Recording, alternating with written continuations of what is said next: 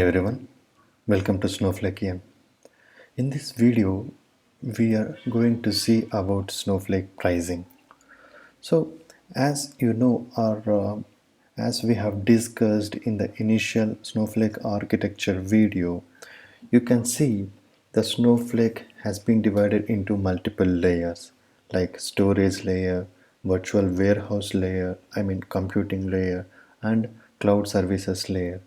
So the Snowflake will be charging the customers based on these layers and based on the utilization of these layers, storage, computing, and cloud services. So whatever a customer use and from to up to what level he use these layers, based on that utilization customer will be charged. So consider the storage.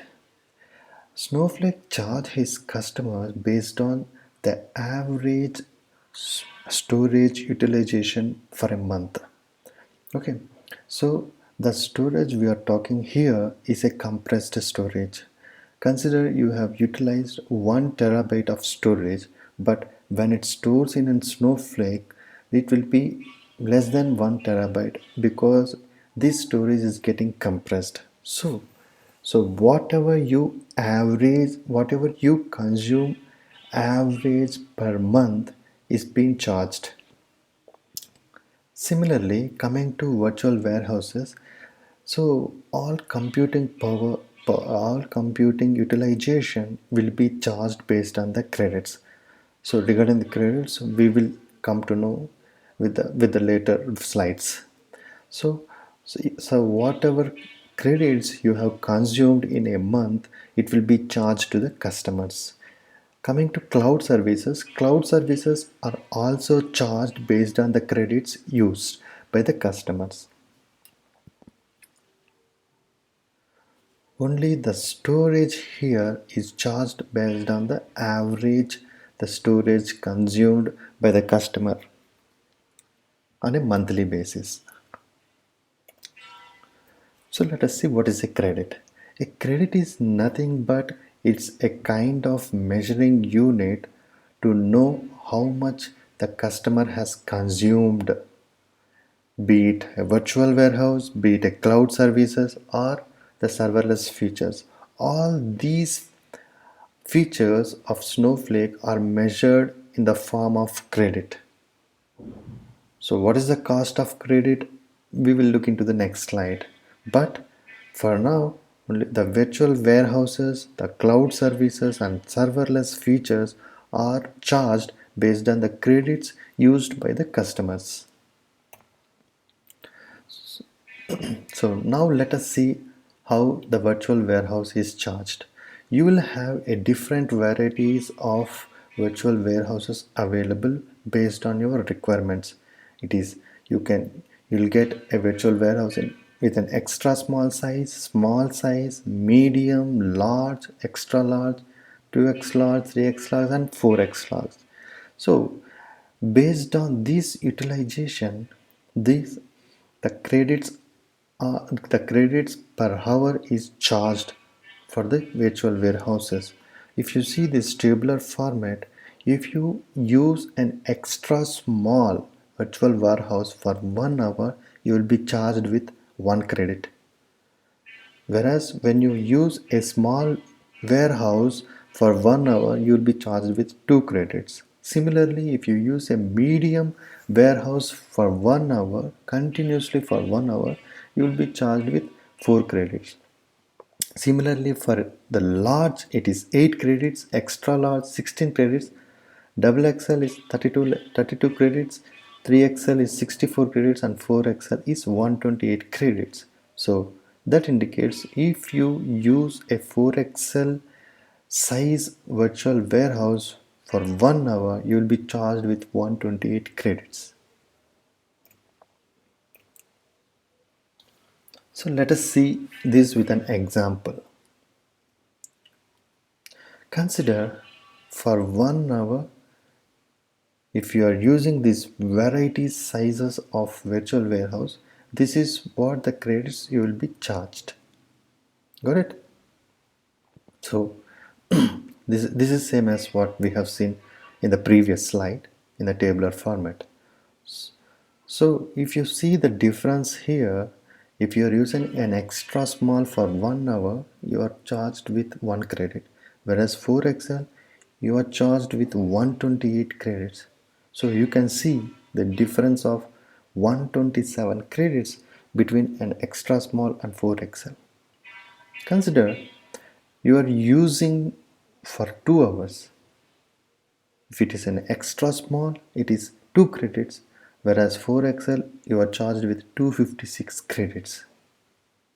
There is a huge difference. Similarly, if you are continuously using for 3 hours, you will be charged with if an extra small, it will be charged with 3 credits. If it is a small, it is 6 credits, medium it is 12 credits, and large it is 24 credits, so on. And if it is for Excel, it is 384 credits.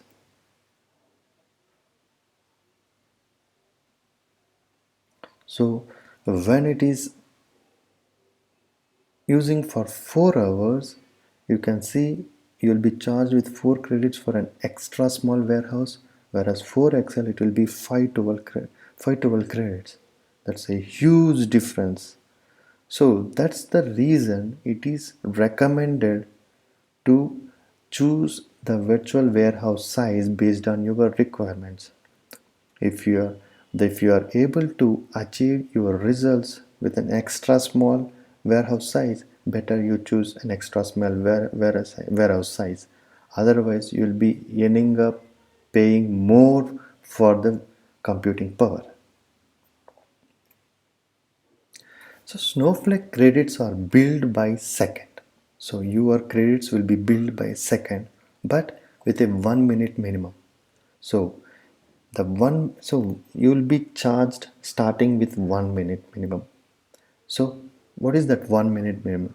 Consider your virtual warehouse you have started, but it went to the suspended state within 30 seconds, but you will be still charged for 1 minute because this is a 1 minute billing, minimum billing. So if you see here, let us take an example of extra small. So for an extra small, 1 hour you will be charged with 1 credit. That is, for 60 minutes it is 1 credit. So if you calculate it down, for 1 minute you are paying 0.02 credits. That is, for 60 seconds you will be charged with 0.02 credits, whereas 1 second you will be charged with 0.0003 credits. So if you see this graph, for 30 seconds you will be charged with 0.02 credits, whereas for 1 minute you will be charged with the 0.002 credits. This is because of the 1 minute minimum billing. And for 2 minutes 30 seconds it is 0.049 credits, whereas 3 minutes it is 0.06 credits. 1 hour you'll be charged with 1 credit, because for extra small, if you are using for 1 hour, you'll be charged with 1 credit. So next comes the cloud services. The cloud services layer offers you multiple options like authentication, authorization, like performance improvement of your query, security features. So all these features will be using the default virtual warehouse for those activities. So Snowflake directly don't charge for these activities to the customers, but again it will charge based on the condition. Suppose if this cloud services computing credits, if it is more than 10% of the credits what you have consumed for your virtual warehouses, then only it will be charged. Consider Consider you have a virtual warehouses and you have consumed some X credits.